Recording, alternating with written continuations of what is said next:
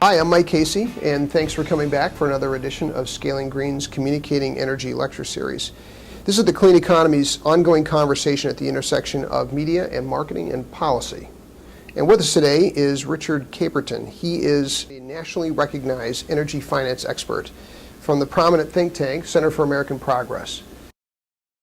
What do you make of the conversation that seems so unbalanced because it's being driven by the heavily subsidized about the problems with the lightly subsidized? They have done a very, very good job of turning the conversation around and making renewables less popular than they should be, especially on Capitol Hill.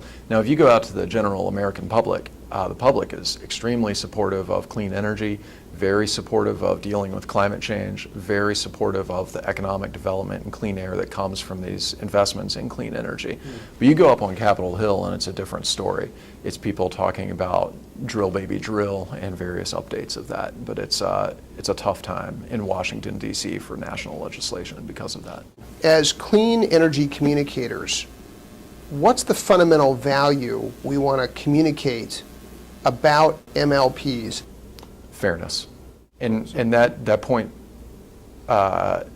sells very well on Capitol Hill. People on both sides of the aisle like this point, and I think it's very effective now.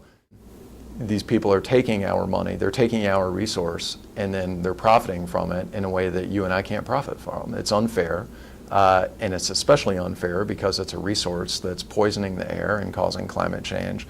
And it's especially unfair beyond those because it's not available to everybody. And the way you can sell MLPs is that this is a logical step that renewable energy can benefit.